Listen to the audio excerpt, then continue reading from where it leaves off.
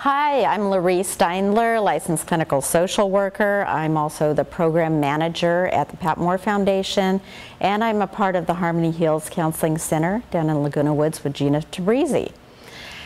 Let's talk about codependency. It's not unusual in my family group at Pat Moore Foundation or in my private practice to watch parents, daughters, sons, spouses of addicts and alcoholics come into group or come into therapy for the first time and they're a mess. Their lives are unmanageable. We talk about addiction, and alcoholism and addiction is cunning, baffling, and powerful.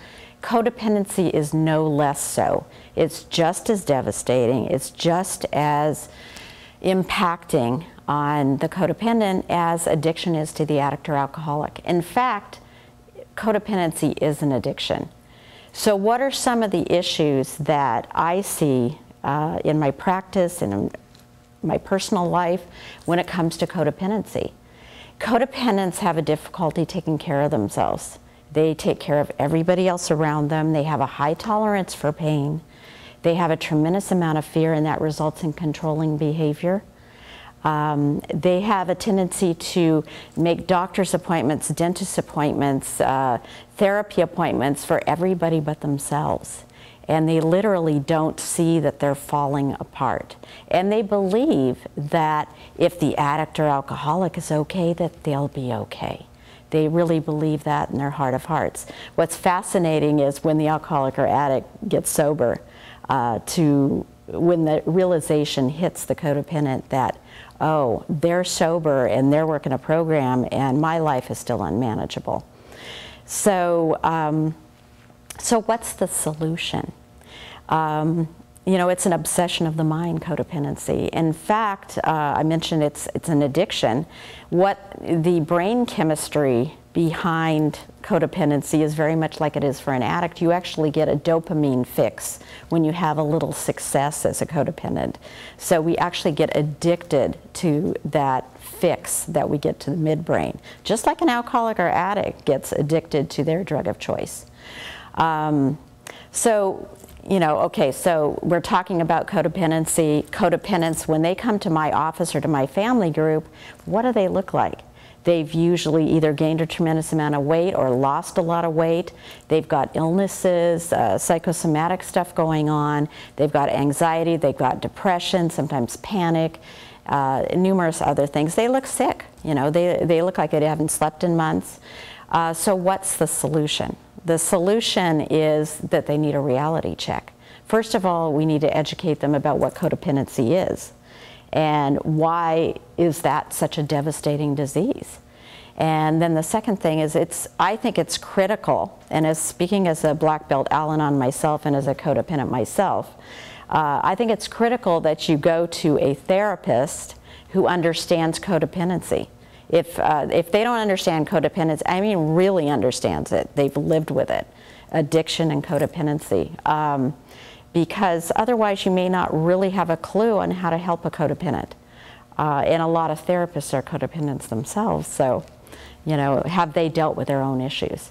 So, you know, my solution is to try to gently start giving a reality check to the codependent client. I might start saying, you know, I noticed that you look like you haven't slept in days, and when was the last time? What do you do? What do you do to practice self-care yourself? How do you take care of yourself? You've got all this stress. What are you doing to deal with your stress? Because they don't even see their stress or experience their stress. They see the stress and the anxiety of the alcoholic or addict or whoever else they're taking care of. So a lot of times it's about awareness. The first step is bring them into an awareness of how, you know, their lives are unmanageable, and that it really isn't about the alcoholic or addict, because once that alcoholic or addict gets better, they're going to find another project to work on. And so, you know, that's part of what I do in therapy or in family group. Educate them about addiction, educate them about codependency, and why it is that we're attracted to the alcoholics and addicts. You know, we're just mirror images of the same disease. And when we say it's a family disease of addiction, you know, we mean that very literally.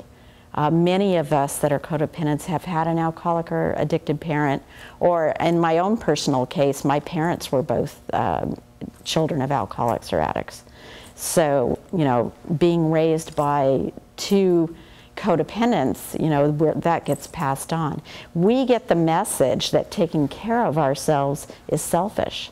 We get the message that we have to handle everything ourselves, and that we have to handle everything for the other people in our lives. So, you know, this is an educational process. Recovery from codependency is a process just like recovery from addiction. And I do, being a 12-step person, I believe in the 12-step programs. I think they're a great adjunct to therapy. I think they both deal with, you know, our codependency or addictions from a different angle. But I do ask my clients that are serious codependents to attend a 12-step program like Al-Anon. And those that do, eventually they get to the point where they don't need therapy anymore. And they really grow, and they begin to see that they're not victims. There's a line in Al-Anon, there are no victims, only volunteers. And I know that today, and we have a choice. We don't have to be victims anymore. And it's not selfish to take care of yourself.